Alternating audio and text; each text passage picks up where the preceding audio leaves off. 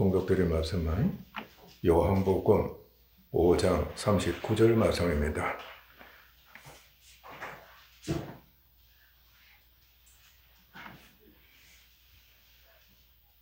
너희가 성경에서 영생을 얻는 줄 생각하고 성경을 연구하거니와 이 성경이 곧 내게 대하여 정언하는 것이니라. 아멘.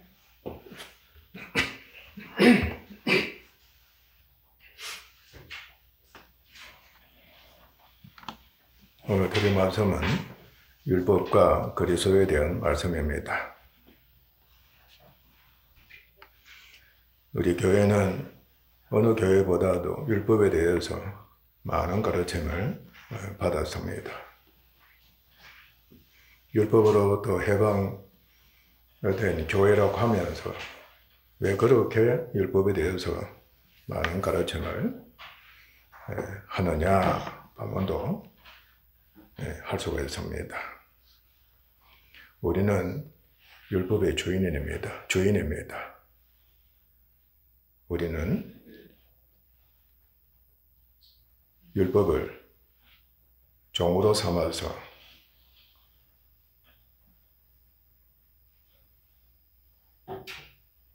그 율법을 통해서 훈련을 받는 겁니다. 율법은 우리를 섬기면서 예수님을 믿는 믿음이 자라게 하며 율법을 성취하면서 살도록 그렇게 역할을 해주고 있습니다. 교회는 율법의 주인이라고 했습니다. 율법은 참의 그림자입니다. 참이 오면은 그림자는 필요가 없습니다. 참 안에 있으면 되는 겁니다. 참 안에서 살면 되는 겁니다. 아멘? 그런데 우리는 그렇게 살지를 못합니다. 또 주인이기 때문에 종에 대해서는 다 알아야 하는 겁니다. 주인이 종을 모른다면 그 말이 되겠습니까? 주인이라면 종의 모든 것에 대해서 종이 어떤 역할을 해야 되느냐 하는 것에 대해서 다 알고 있는 겁니다. 그리고 지지하는 겁니다. 율법은 그래서 필요한 겁니다. 구약 성경은 율법의 말씀입니다. 선지자들도 율법에 해당됩니다. 율법에는 크게 형법과 제사법으로 구분이 됩니다. 전자는 정죄의 기능을 합니다. 후자는 죄를 사하는 기능을 합니다. 선지자들이 정죄의 역할을 한다면 제사장은 죄를 사하는 역할을 합니다. 그런데 율법은 행위를 주관하는 법이기 때문에 행위 죄를 정죄하고 사하는 역할을 합니다. 하나님의 선민이고 할례받은 이스라엘은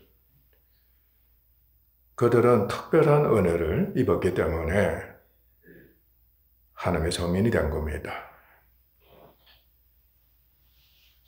할례받았습니다. 특별 은혜에 속하는 율법을 반드시 다 지켜 행해야만 합니다.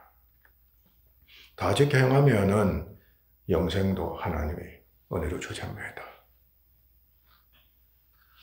만약에 불법하게 되면은 형법에 의해 정죄를 당하고 형벌을 받게 됩니다. 형벌의 종국은 결국은 죽음입니다. 특히 몸이 죽는 겁니다. 그러므로 반드시 제사법을 통해 죄사함을 얻어야 합니다. 그런데 제사법도 반드시 지키지 않으면 정죄를 당하기 때문에 제사법도 형법에 속한다고 할 수가 있으므로 율법은 그 자체가 정죄 직분입니다. 율법은 그냥 죄를 어떻게 한다? 죄라고 정죄하는 직분을 맡고 있다고 여기면 됩니다. 율법은 죄를 정죄합니다. 선지자들은 이스라엘 왕과 백성의 죄를 정죄하고 회개를 촉구했습니다. 그러면 그들은 제사장의 도움을 받아 자신의 죄를 사함받기 위해 죄를 자백하고 제사를 드려 죄사함을 받았습니다. 제사장들도 자신의 죄를 위해서 반드시 그렇게 해야만 했습니다. 이스라엘 백성이라면 누구나 다 제사를 드려서 죄사함의 은혜를 입어야만 했습니다. 그런데 반드시 피 흘리는 제사를 드려야만 죄사함이 있습니다. 피 흘리는 제사가 절대적으로 필요하다는 것이었습니다. 곧 율법대로 증거 흠이 없는 정결한 소나 염소나 양이나 비둘기 등의 순한 가축이죠. 짐승을 정해진 장소에서 잡아 피가 흘려지게 해 죽도록 해야 했습니다. 피 흘리는 제사에는 번제제사, 속죄제, 화목제, 속건제 등이 있습니다. 특히 속죄제의 경우 짐승의 고기는 번제단에서 태우고 제사장은 짐승의 피의 일부를 대야에 담아 제사장 또는 대제사장이 그 피를 번제단의 뿔에 바르고 또한 그 피를 힘입어 성막 또는 성소에 들어가서 피를 성소와 성소에 속한 모든 기구에 뿌려 정결하게 함으로써 죄사함과 정결함을 받았습니다. 번제단은 죄를 사하는 역할을 했습니다.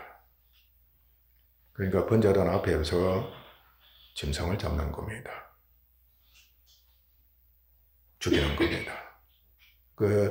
죽어갈 때에 그 피를 밟는 겁니다.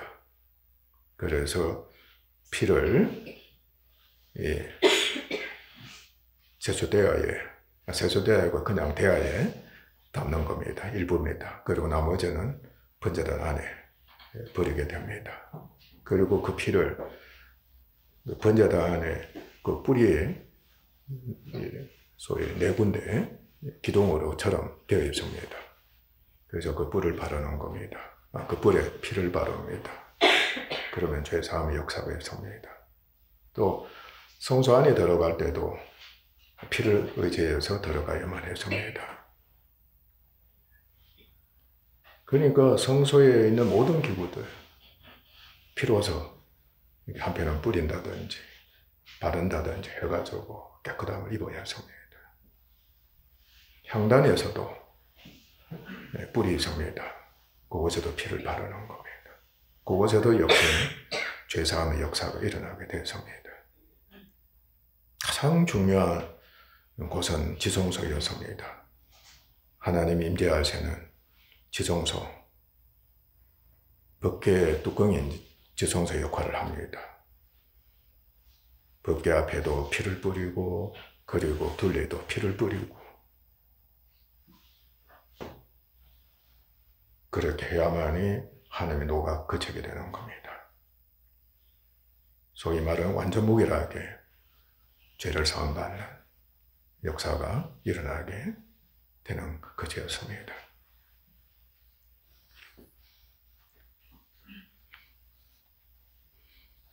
죄를 사함받는 것이 이스라엘 백성들한테는 얼마나 중요한지 모릅니다. 부모가 아이들의 죄를 사한다, 용서해준다, 사면한다, 속량한다. 제수들이 죄를 사함받는다, 속량받는다. 대통령이 특별한 절기 때에 특별 사면이 있잖아요. 바로 그렇습니다.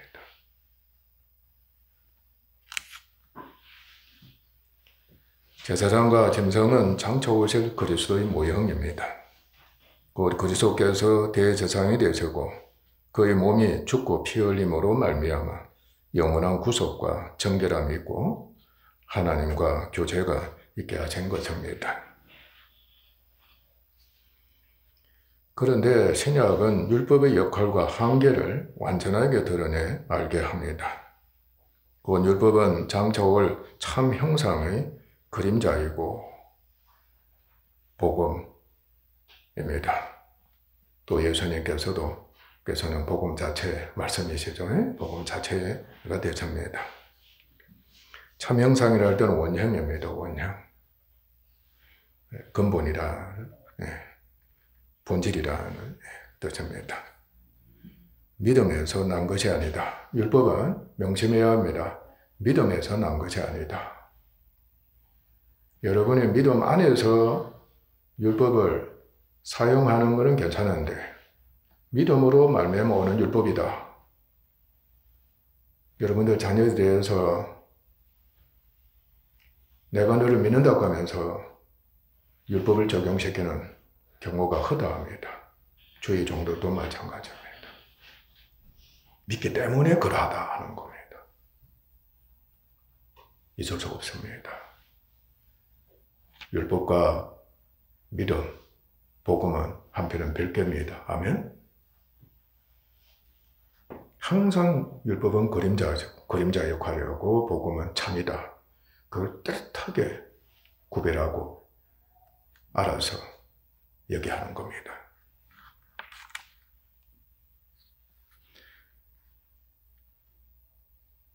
그래서 율법은 제어 능력은 있습니다. 하지 말아라.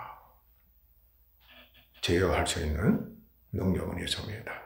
그러나 살리는 능력은 없다. 율법은 살리는 능력이 없습니다. 특히 영혼을 구원하는 능력이 없습니다. 그러니까 여러분의 자녀들에게 내가 너를 살리기 위해서 공부해라. 나라의 법을 지켜라. 명령을 들어라. 뭐 등등 지적한다든지 명한다든지 하잖아요. 그죠? 사랑한다고 하면서 믿는다고 하면서 그렇게 하면 네가 산다. 네 잘 된다. 저주받을지어다 합니다. 부모가 저주받을지어다. 자녀들을 저주하되 있게 하는 겁니다. 많이 해왔지요? 참으로 조심해야 합니다. 율법은 믿음으로 말미암아 난 것이 아니다. 살리는 능력이 없다. 오히려 저주하게 한다. 저주하게 한다. 정죄의 직분인 율법은 죄를 정죄해 죄를 드러내 죄를 깨닫게 할 뿐이다. 이제 우리 완전하게 율법에 대해서 깨닫고 익힌 성도들 되기를 바랍니다. 아시죠? 정죄의 직분인 율법은 죄를 정죄해 죄를 드러내 죄를 깨닫게 할 뿐, 죄를 영원히 사하거나 멸할 수가 없다. 율법으로는 죄가 사해지지 않습니다. 죄가 멸해지지 않습니다. 그러니까 영원이라 말입니다. 영원히. 아멘. 일시적으로는 특별히 이스라엘 백성들에게 한해서 행위죄, 제사를 드릴 때 그 행위죄는 그 당시 행위죄는 사함을 받습니다.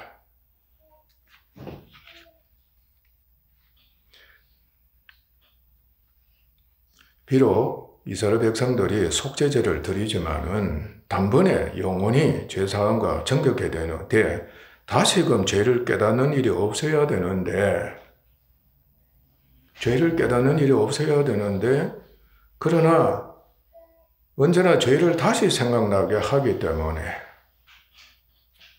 이게 율법의 한계인 겁니다. 이스라엘 백성들이 이스라엘 전민족이 속죄하는 날이 1년에 한 번씩 율법에 의해서 제정되어 있었습니다. 그때 속죄제를 드리게 됐다면은 이제 제산 받았습니다. 용서를 받았습니다. 하고 하나님께 감사제도 드리지 않겠습니까? 그런데 1년 뒤에 다시 제사를 드린다는 겁니다. 그동안에 자신이 과거에 지은 죄에 대해서 다시 의식하게 떠오르게 돼요. 그래서 다시 제사 드릴 때에 그 생각이 드는 겁니다. 그 의식이 드는 겁니다. 그러니까 동일한 죄에 대해서 제사를 또 드리는 겁니다. 여러분 안에서도 과거에 내가 틀림없이 용서를 구했는데 다시는 그 나쁜 죄 두 번 다시 생각하지 말아야 되는데 또 우리 하면 얼마나 좋겠습니까? 그러면 영원히 사함받은 거거든. 그런데 끊임없이 동일한 죄의식이 있게 되는 겁니다.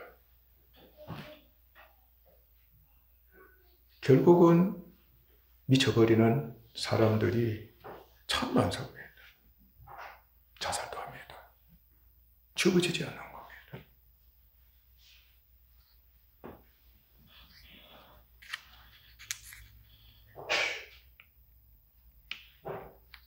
지금 조상들이 신의도 40대, 50대, 30대도 포함하면 됩니다. 많이 정죄했습니다. 공부해라, 돈 벌어라, 부모 말씀 들어라. 참으로 지적도 많이 하고 지시도 많이 하고 명령 많이 했어요. 그들이 몸서리친 겁니다. 진짜 부모님하고 그들 사이가 정이 떨어져 버려요.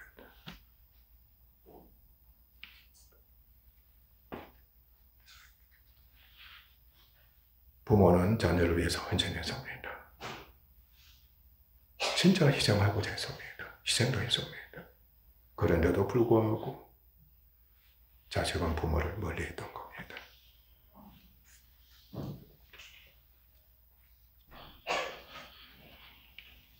언제나 죄를 다시 생각나게 한다. 결코 지울 수가 없다. 언제나 죄를 다시 생각나게 한다. 여러분에게도 계속해서 일어나게 될 겁니다. 계속 반복해서 제사를 드릴 수밖에 없게 하는 겁니다. 이스라엘 백성들 참으로 지쳤겠지요. 정말로 지친 백성들이었을 겁니다. 율법이 없을 때에는 죄가 죽어 있었지만은, 그러나 율법이 있어 죄를 정죄하면은 죄는 율법에 반항해서 살아나는 겁니다. 이때다 하면서 율법에 반역하는 겁니다. 그런데 이미 한번 율법이 정죄해 죄가 살아난 것은 불행히도 저주스럽게도 영원하기 때문에 한번 살아나는 죄는 결코 지워지지 않습니다. 지울 수가 없습니다. 부모가 자식들의 죄를 지울 수가 없습니다. 스스로도 죄를 지울 수가 없습니다. 율법의 가입으로 인해 계속해서 양심의 죄를 인식하고 생각나게 하고 양심의 가책을 갖게 되는 것만큼 큰 저주와 불행은 없습니다. 나는 정죄가 많은 부모들의 그 자녀를 보게 됩니다. 눈치를 보는 겁니다. 그냥 눈이 아빠에게로, 엄마에게로 향하는 겁니다. 마음 아픕니다. 남편 아내 사이도 그런 겁니다. 아내 눈치를 봅니다. 남편 눈치를 보는 겁니다. 절로 눈이 돌아가는 겁니다. 만약 여러분들이 그런 부모가 됐다든지 자녀가 됐다든지 남편이 됐다든지 아내가 됐다든지 하면 둘은 적극적으로 회개해야 합니다. 아멘? 가해자나 피해자나 반드시 회개해야 합니다. 적극적으로 회개하십시오. 정면으로 바라볼 때까지, 눈치를 보지 않고 정면으로 바라볼 때까지, 다시 말하면 자유로우실 때까지 주님 의지하십시오. 성령이 그렇게 주장해요. 또한 율법이 가입한 것은 불행에도 범죄를 더하게 함과 함께 범죄를 더하게 하는 것, 죄를 더 짓게 만드는 겁니다. 죄로 심히 죄되게 하고 죄로 완전하게 폭로시키려 하는 것이었습니다. 죄를 용서하지 않기 때문에 하나님께서는 죄를 완전하게 죄로 드러내요. 죄로 하여금 심히 죄되게 하는 겁니다. 완전하게 죄를 죄로 드러내어서 하나님께서 멸하시고자 하시는 뜻이 그곳에 있었던 겁니다. 그러게 되면 사람은 어떻게 되겠어요? 죄를 범하면 범할수록 사람은 강해져요, 약해져요? 사람의 심령은, 몸은 약해지는 겁니다. 약해집니다. 약해지면 질수록 율법은 사정이 없는 거, 더 날카롭게 정죄를 하는 겁니다. 세금 더 약한 자에게 그 법은, 세금 내라 하는 그 법은 날카롭습니다. 몸서리처럼 겁니다. 죄는 더욱 활성화되고 왕노를 하게 되는 것입니다.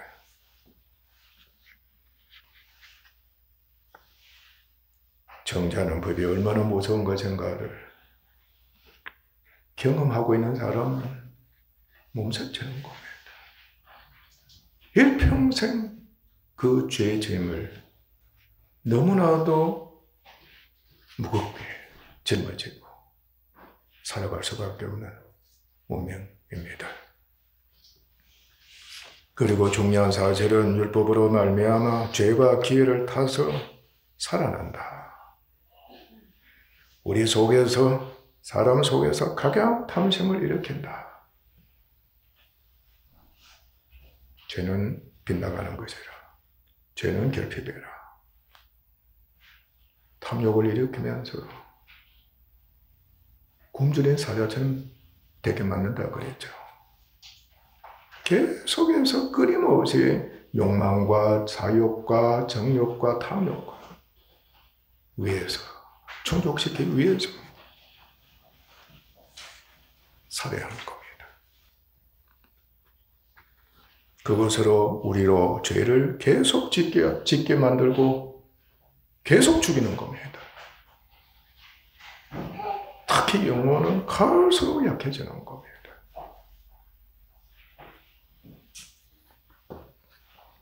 여러분, 육신에 있는 사망의 세력 밝히 봤으면 좋겠습니다. 여러분, 죄의 삭스로 오는 사망의 세력, 그 깊이 넓이가 여러분에게 있다는 것 두려움으로 아셔야 합니다. 이것은 첫사람 아담 이후 모든 사람에게 해당됩니다. 인류의 조상 아담이 정욕을 위해 불순종해서 범죄함으로 말미암아 세상에 죄와 사망이 들어왔습니다. 성경은 욕심이 잉태한 적 죄를 낳고 죄가 장성한 적 사망을 낳는다고 했습니다. 사람에게 죄와 죄의 집인 육신과 사망은 유전이 되고 또한 모두가 정욕으로 인해 범죄하면서 계속해서 죄와 죽음은 가중이 됐습니다. 죄가 율법이 있기 전에도 세상에서 사나 율법이 없을 때에는 죄를 죄로 여기지 아니하였습니다. 어린아이 때는 죄를 죄로 여기지 않습니다. 그냥 허허 웃고 넘길 때가 많습니다. 그러나 성장하면서 지적을 하는 겁니다.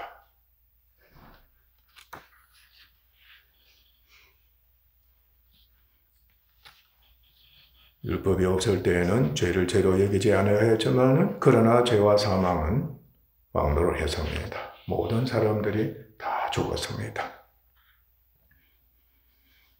비록 양심의 법이 그때의 율법의 역할을 했지만은 그 양심의 법은 주관적이고 부분적이었습니다. 또 죄로 인해 오염이 되었습니다. 그래서 불안하고 흐려지고 왜곡돼 있었던 겁니다. 그러니까 지금은 악법도 합법으로 만드는 겁니다. 부정한 법도 합법으로 만드는 겁니다. 인간의 양심이 그만큼 죄로 인해서 왜곡되어 있는 겁니다. 우리들의 지금 양심은 무섭습니다. 정말 못되고 악합니다.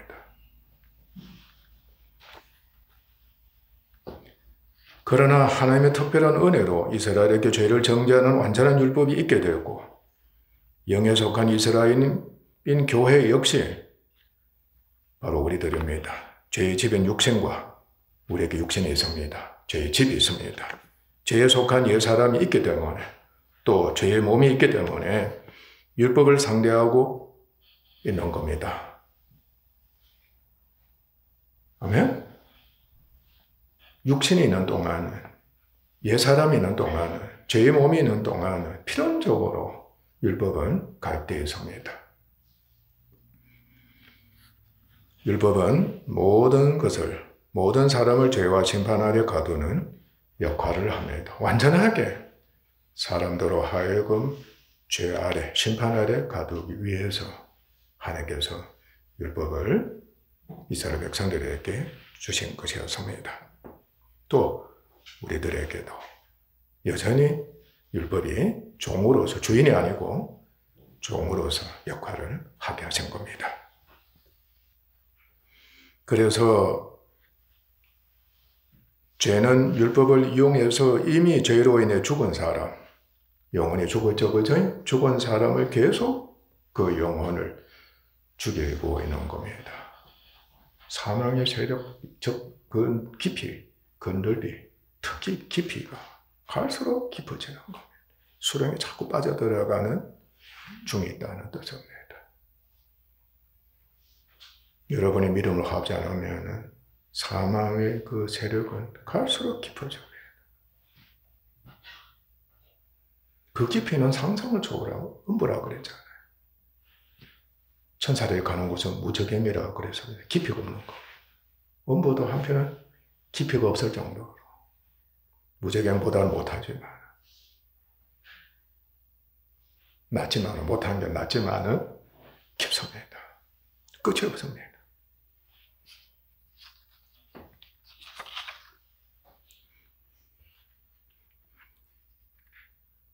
예를 많이 들었습니다. 익히도록 하는 겁니다. 부모가 아이를 정죄하는가, 아이가 게임에 대한 정욕의 결과 무엇입니까? 서로 원수되고 아이는 멸망하는 겁니다. 악해지는 겁니다.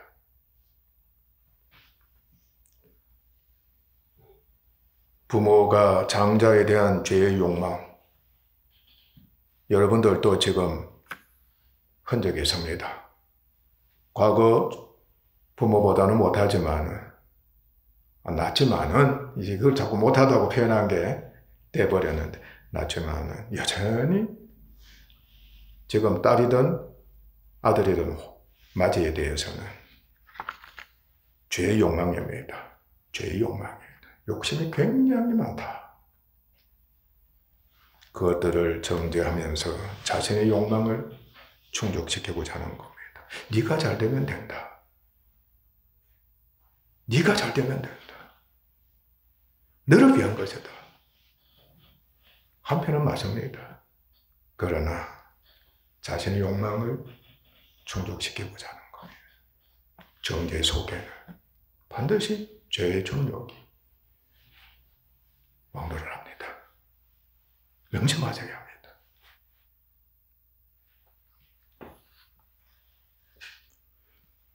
모두가 율법과 죄 아래 갇히고 마는 겁니다. 게다가 율법은 육체에 대해서는 연약한 법입니다. 육을 정복해야 되는 법인데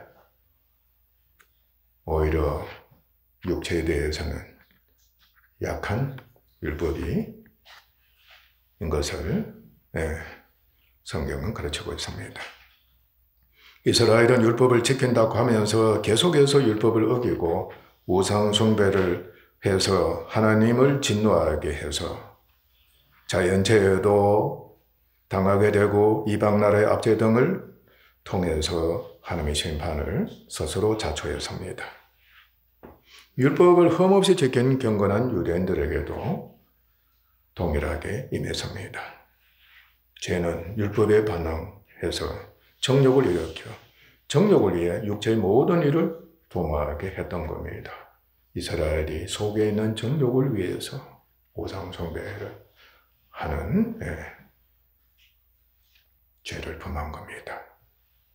죄에 속한 탐욕에 속한 사람의 애정과 책임은 오직 육을 위할 뿐인 것입니다. 오늘날 여러분들 무엇을 하든지 간에 특히 대표적으로 운동, 영화, 게임, 소설책 뭐 등등 특별하게 여러분들로 하여금 빠지게 만드는 탐닉하게 한다 그러죠. 그죠? 헤어나지 못하게 만드는 정말 무서운 시대입니다. 정과 욕이, 탐욕이 만연한 시대다. 이스라엘은 율법의 정죄로 인해 근본적으로 그들 속에서 죄가 각양 탐심을 일으킴으로 말미암아 우상 숭배를 할 수밖에 없었고 그들 역시 육체의 탐욕 충족을 위해 우상 숭배하는 죄를 범했던 것입니다. 사람이 계속 정욕을 쫓으면 탐욕에 연단이 되면서 심령은 약해질 뿐만 아니라 몸도 말할 것 없습니다. 병든 자가 되어버립니다. 특히 중한 병이 들게 되는 겁니다. 그리고 양심이 화임맞게 됩니다. 양심이 화임맞게 됩니다. 율법의 정죄를 무시합니다. 무법자가 됩니다. 죄를 죄로 여기지 않습니다. 하나님의 의를 거리끼고 미련한 것으로 여깁니다. 그래서 무시하고 거절하고 배척하고 대적합니다. 니나 잘 지켜라. 나는 내 하고 싶은 대로 한다는 겁니다. 오늘날 아이들부터 노인에 이르기까지 법에 대해서 어떠한 자세를 취하고 있는가를 여러분들이 직접 경험하고 있습니다. 그러면서도 이스라엘은 자기의 의를 세우기 위해서 율법에 이르고자 행위적으로 열심을 다했습니다. 내가 율법을 다 지켜가면 하나님께서 영생도 주시고 약속한 대로 복을 다 주실 것이야. 누가 앞서섭니까? 내가 앞선 겁니다. 제 종이 된 내가, 제 종이 된 내가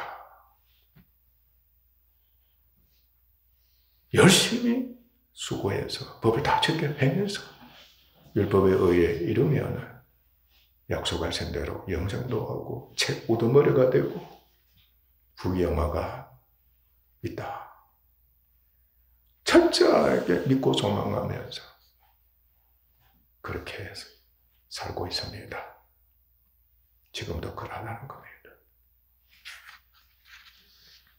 그들은 교만하고 완고했습니다.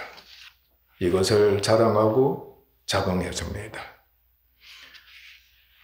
반면에 힘써 믿음으로 말미암는 하나님의 의를 모르고 복종치 않았습니다.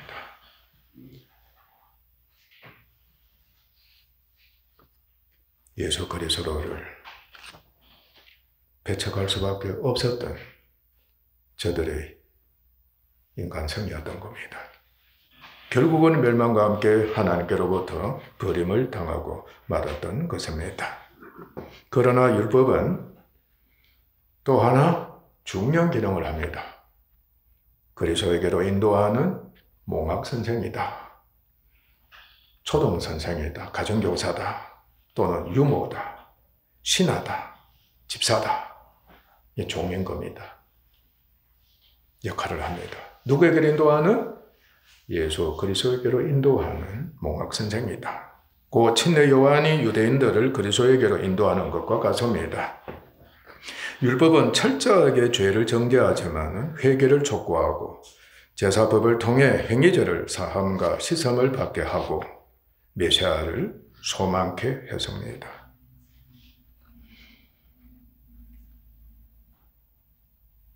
다 지킬 수가 없으니까 실제로는 안 된다는 겁니다. 안 된다는 거예요. 결과적으로 뭐밖에 없습니까? 심판밖에 없고 멸망밖에 없는 겁니다. 자연스럽게 누구를 소망하게 됐겠습니까?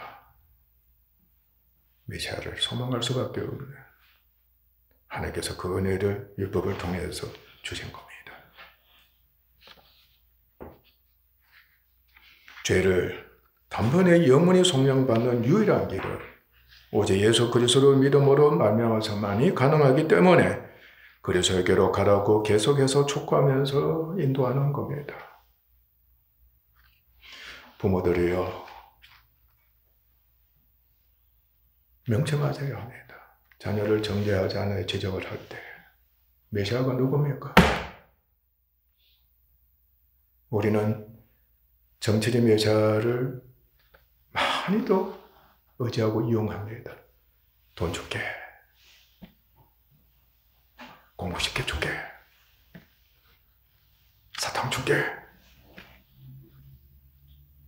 누구를 붙여줄게, 유산 줄게. 그거라도 하는 부모는 다행입니다. 아무것도 없습니다. 그냥 꾸중만 하는 거. 그냥 기사닥에만 올리는 거예요. 주는 건 전혀 없는 거. 독재자가 그러하다. 악한 자들이 그러하다. 여러분 악한 부모 되지 않은가? 무서움으로 자신을 보존하려 합니다. 그래도 정체적 메시아로서 도움을 준다. 자식들로 하여금 정체적 메시아를 의지하게끔, 아버지를 의지하게끔, 엄마를 의지하게끔, 돈이 있으니까, 힘이 있으니까 자기에게 유익이 되는 거예요. 그거라도 보이기를 바랍니다.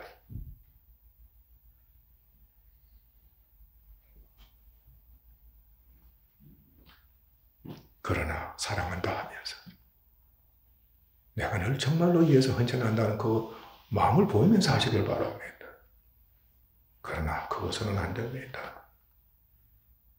여러분이 진짜 법을 사랑한다면, 마음의 법, 율법을 사랑한다면 율법은 틀림없이 너가 네 갖고는 안 된다. 내 힘으로는 안 되는구나. 엄마 힘으로는 안 되는구나. 아빠 힘으로는 안 되는구나. 나라 대통령 힘은 안 되는구나. 나라 힘으로서는 안 되는구나. 돈의 힘으로는 안 되는구나. 원자탄의 힘으로도 안 되는구나. 예수님밖에 없다. 그리스도밖에 없다. 반드시 그 소망을 갖게 해준다는 뜻입니다. 한 번에도 여러분들 그런 마음 가진 적이 있으십니까? 그 소망을 가진 적이 있으십니까?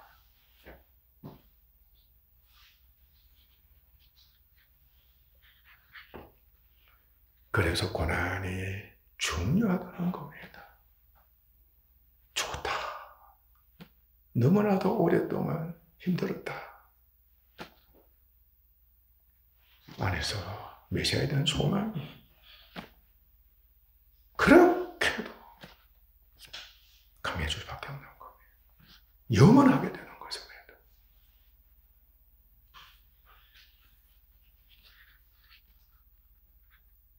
옛날 조상들은 그 소망 갖고 살았다고 할 수가 있습니다.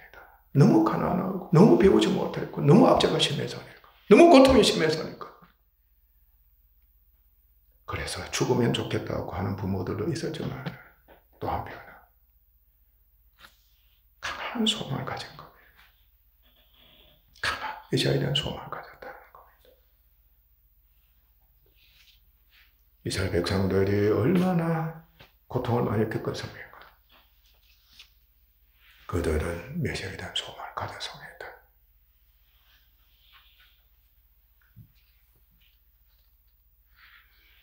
율법이 죄를 더욱 죄되게 하고 죄 아래 가두며 죄를 더욱 의식하게 하고 깨닫고 생각나게 하고 심각하게 죄책감을 갖게 하는 것은 말씀드린 대로 그만큼 속히 전적으로 진심을 다해 오직 주께로 나아가 구속주가 되시는 그리스도를 믿고 죄사함과 구원과 함께 모든 은혜를 풍성히 얻도록 하기 위함이었습니다. 마침내 율법에 하나님의 한 의가 나타났습니다. 율법에 이어서가 아니고 율법 외에 하나님은 한 의가 나타났습니다. 때가 차면 하나님의 의가 되시는 예수 그리스도께서 성령으로 여자에게 나시고 율법 아래 나섰습니다. 그는 죄가 없어졌지만 육신의 죄 정하심을 입으셨습니다. 이는 율법 아래 있는 자 곧 종의 멍에를 맨 모든 사람들을 속량케 구속케 하려 하심이었습니다. 그는 자신이 율법의 주인이며 제정자이며 율법을 폐하러 온 것이 아니고 완전케 하려 함이다고 말씀하셨습니다. 또한 율법으로는 흠이 없는 자라 할지라도 침례 요한을 주님께서는 예를 드셨습니다. 그러니까 율법을 다 잘 지켜낸다 할지라도 천국에서는 복음을 믿는 자 앞에서는 아멘.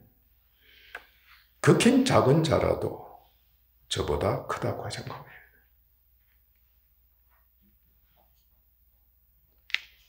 복음의 위대함을, 믿음의 위대함을 여러분들 정말로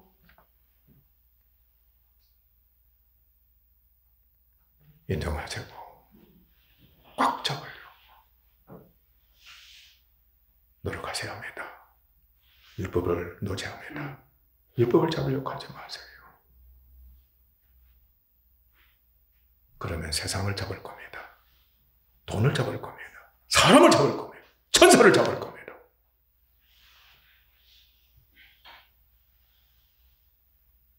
그곳에는 구원이 없습니다. 천국 못 갑니다.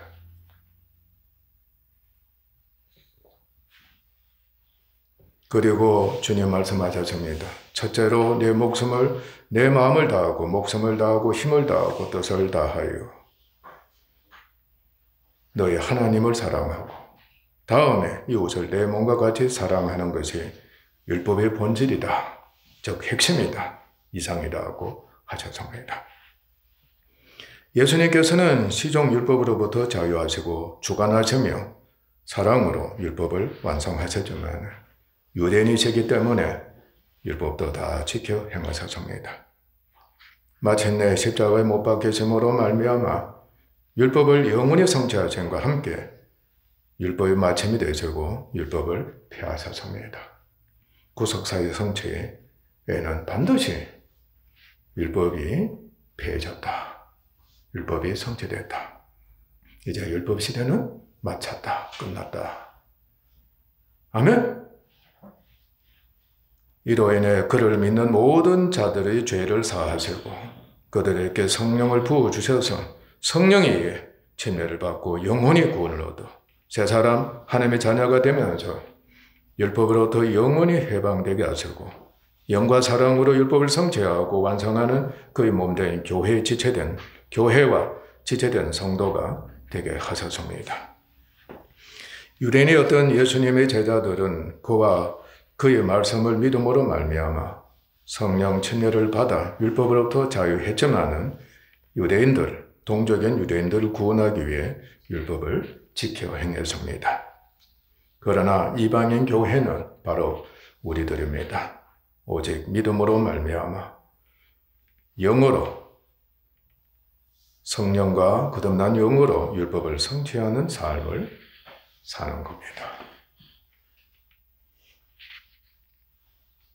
율법을 지켜야 한다는 소리 함부로 하지 말기를 바랍니다. 그런데 하나님께서는 유대인과 이방인으로 구성된 교회와 새 언약입니다. 맺으셨습니다. 곧 하나님의 법이 율법이라고 할 수가 있습니다. 그들의 마음과 생각에 두고 기록되게 하시며 지금 율법이 이제는 구약 말씀도 신약 말씀도 다 포함해도 상관없습니다. 특히 구약 말씀 율법입니다. 우리 마음판에 우리 생각에 두고 기록되게 하시는 겁니다.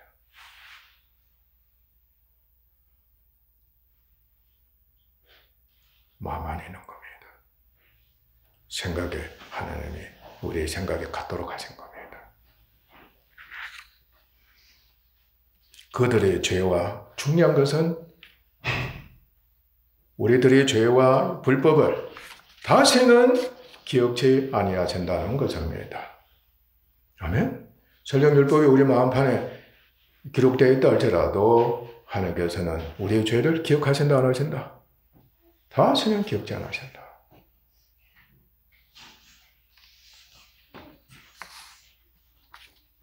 교회는 우리에게는 남은 생애 동안 죄의 집인 육신이 있고 죄에 속한 옛사람과 몸이 있습니다. 그곳에서 우리 안에 기록된 율법은 죄와 옛사람을 항상 정죄하고 있습니다. 이제 누구를 정죄한다?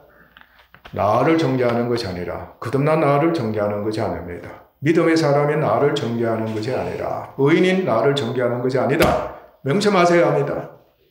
누구를 정죄하고 있다? 육신에 있는 죄의 집인 육신, 죄를 정죄합니다. 그리고 그 속에 갇혀있는 종로를 하는 옛사람을 정죄합니다. 그리고 죄의 몸을 정죄합니다. 특히 옛사람을 정죄합니다. 원죄를 정죄합니다.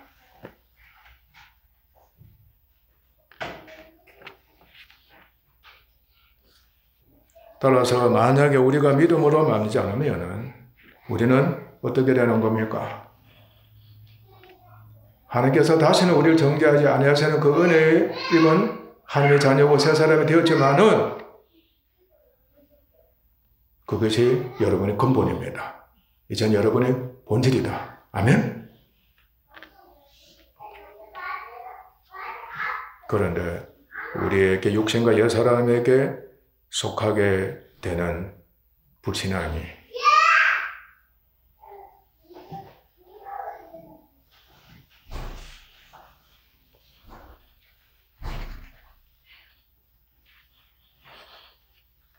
많이 있죠. 한편 계속 있는 겁니다.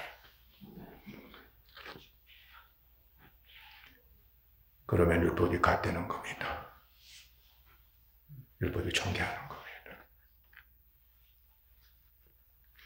육신에 있다고 할 때는 항상 정죄하고 있다.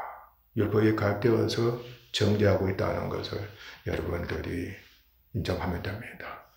그러니까 영에 속한 그리스도인이다. 또는 육에 속한 그리스도인일지라도 양심이 있기만 하면은 항상 정죄를 당하고 있는 것처럼 여겨집니까? 여겨지지 않습니까? 누구를 정죄하고 있기 때문에, 무엇을 정죄하고 있기 때문에? 옛사람과 죄를 정죄하고 있기 때문에. 그래서 자칫 잘못하면은 시험에 들 수가 많다.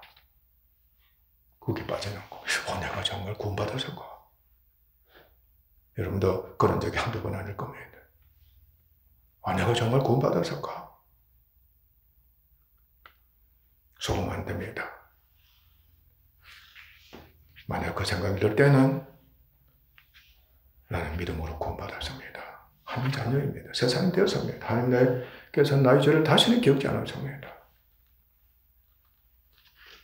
그렇게 고백하시길 바랍니다.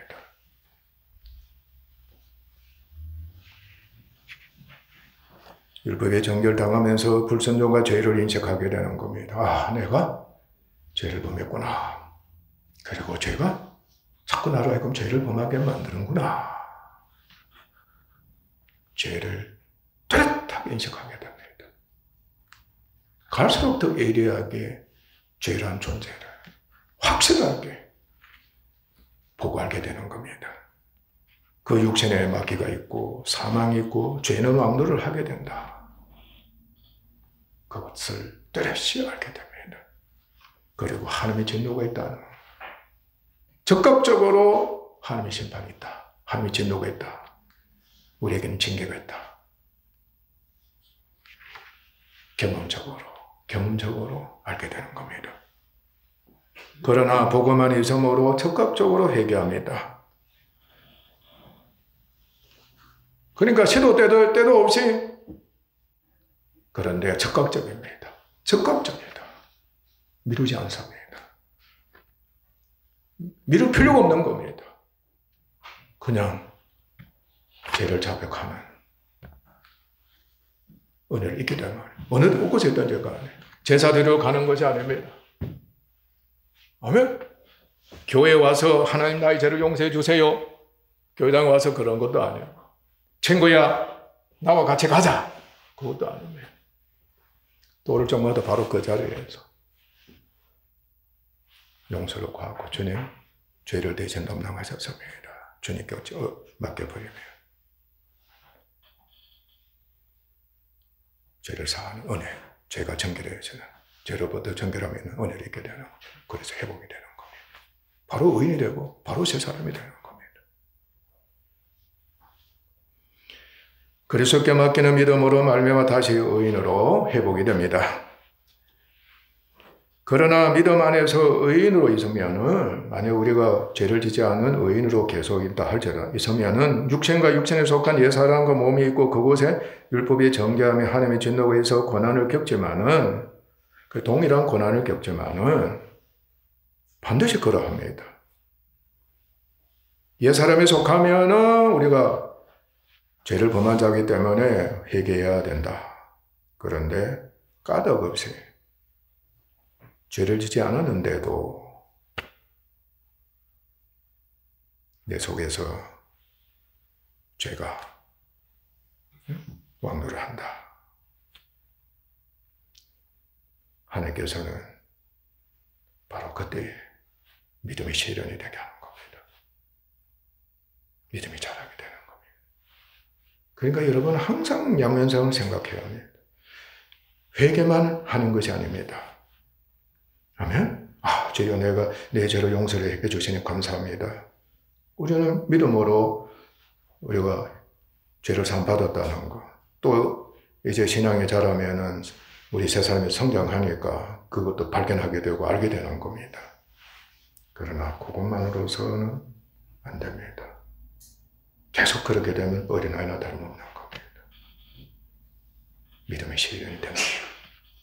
믿음의 실현이 되게 하십니다. 명심하셔야 합니다. 죽을 때까지입니다. 우리 몸이 죽을 때까지 쉬지 않고 율법은 우리 속에서 정죄하는 거예요. 우리는 쉬지 않고 주님을 의지할 수 있는 그곳에 믿음이 자라는 역사가 일어나는 겁니다. 그러면서 동시에 예수님의 형상을 닮아갑니다. 본받게 됩니다. 그곳에 누가 함께하고 있는 줄? 바로 교회가 함께하고 있습니다. 가족들이 함께하고 있습니다. 이웃이 함께하고 있습니다. 세상 모든 사람들이 함께하고 있는 겁니다. 주님이 세상 죄를 지고 가신, 모든 사람의 죄를 지고 가신 그 은혜를 우리가 경험하는 겁니다. 그게 주의 남은 고난이 되는 겁니다. 내가 이 고난을 겪는 것은 가족을 위한 고난이 되는 겁니다. 교회를 위한 고난이 돼요. 세상을 위한 고난이 돼요. 그런데 들어오는 겁니다. 보이는 겁니다. 가족이 보이는 겁니다. 연합이 되어 있는 것이 보이는 겁니다. 그럼 어떻게 되겠어요? 나는 주님께 맡길 수가 있다는 겁니다. 그런데 내 아내는, 내 남편은, 우리 아이들은, 우리 친족들은, 우리 교회는, 이 사람들은 세상 사람들은 믿음 없다는 거예요. 주께 맡기는 겁니다. 그리고 그들의 죄를 용서를 구하는 자가 되는 겁니다. 주의 남권을 채우는 겁니다. 일평생 해야 되는 겁니다. 일평생 해야 되는 겁니다.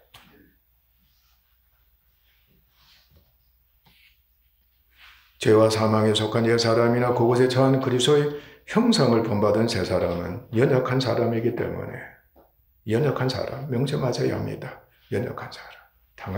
당하게 수밖에 없는 양처럼 순한 사람, 연한 사람이 됐다는 뜻입니다. 율법은 날카롭게 그를 정죄하고 정죄할수록 정죄는 더 예리하게 되므로 형벌과 징계의 권한은 심해집니다. 더 심해진다고 하는 것은 더 큰 죄를 범하고 많은 죄를 범한 자, 더 중한 사망에 속해 있는 자들, 내 자신도 그러하지만 가족도 그러하고 교회도 그러하고 이웃도 그러하다. 그들을 위해서 기도하고 그들을 건지고자 하는, 그들을 건지고자 하는 사랑이 그곳에 있다는 겁니다.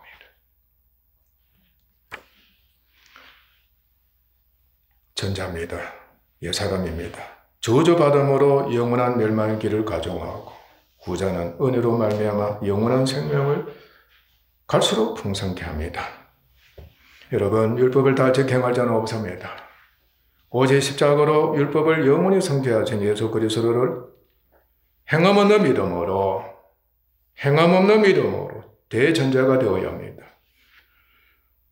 행함 없는 믿음을 말미암아 죽게 하는 율법의 저주로부터 해방이 되어서 다시는 정죄함이 없고 생명의 상량의 법이 죄와 사망의 법에서 해방하고 영으로서 율법의 요구를 이루는 그 복된 삶을 살도록 합시다. 율법을 종으로 여기는 삶이 꼭 되어야 합니다. 율법을 주인으로 여기지 말고 율법을 종으로 여기는 삶이 되도록 합시다. 양심의 법을, 세상의 법을 주인으로 섬기지 맙시다. 종으로 여깁시다. 그러나 나의 훈련 용이다. 아멘. 그래서 사도 바울이 뭐라 했습니까? 나는 교회의 종이다. 대통령도 누구든지 간에 무엇이든지 간에 이제는 믿음을 위한 그리스도를 위해 사는 무엇에 지나지 않는다. 종과 도구에 지나지 않는다. 진정한 주인 노릇 하시기를 주님으로 축원합니다.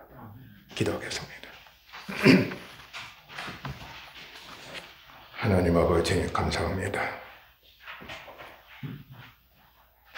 율법이 그림자 역할을 한다는 것을 계속해서 확실하게 알아가고 있사옵니다. 감사합니다. 이제 주님을 믿음으로써 율법을 성취하는 놀라운 은혜를 있게 하신 하나님, 무엇보다도 우리는 율법의 주인 역할을 하고 있습니다. 감사합니다. 참으로 율법이 내 믿음이 자라도록 하기 위한 신여노를 하는 것을, 종노를 하는 것을, 신하노를 하는 것을, 한여노를 하는 것을 이제 알았습니다. 믿음 자라기 힘쓰는 천하교회와 우리 성도들 되게 하소서. 감사합니다. 존귀하신 예수님 이름으로 아버지 하나님께 기도드리옵니다. 아멘.